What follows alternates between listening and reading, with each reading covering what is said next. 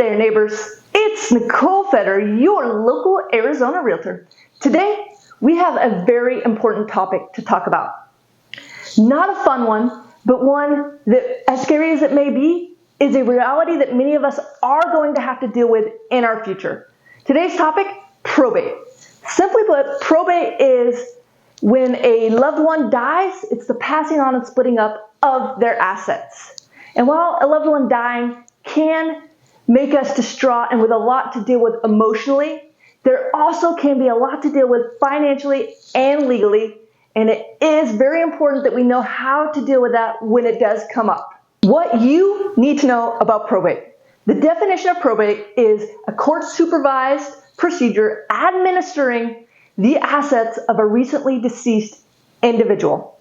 Whether the deceased had a will or not, you are likely to have to go through probate.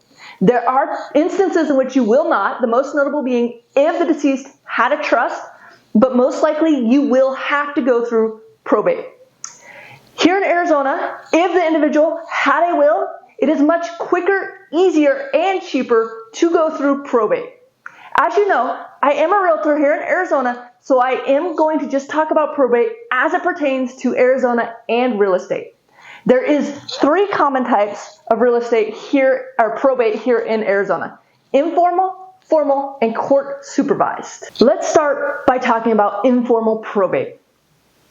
It is the most common and quickest form of probate here in Arizona. You do have to get court permission to do informal probate.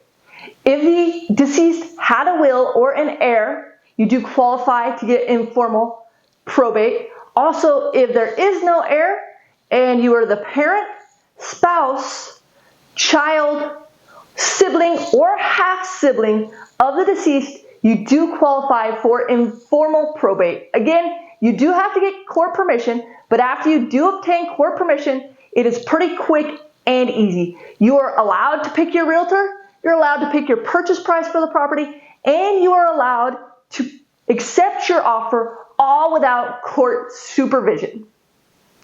Again, this is the easiest and quickest, and it can close in normal time frames.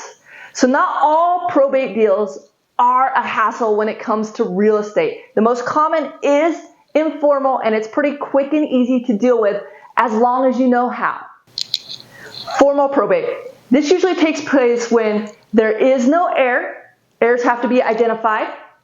There's been a question of the will, or if there has been no physical representative appointed for the estate.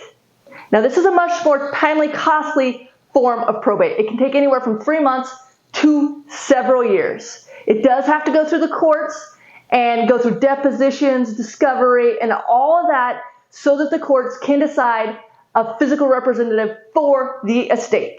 Once that is done, you are going to need an appraisal done before you can sell physical property in the estate. The property will have to be listed and sell for within 10% of that appraised value.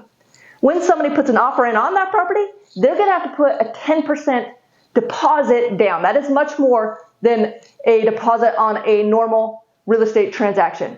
They will get that deposit back if the deal falls through, but they will have to put it down in the first place. If you are in a multiple bidding situation, the second bid will have to be $500 and 5% above the last bid. So it gets quite confusing with this, and it is important that you have a real estate agent that knows how formal real estate works. This is what most people think of when they think about real estate and probate. It's much more complicated. There's a lot of details and legal rules that must be followed. Supervised probate, or court-supervised probate, is what that means. It is a rare form of probate, but it would be considered the most traditional form of probate. The courts have to give permission for pretty much anything. Selling real estate, dispersing funds, even paying lawyers cannot be done without court permission.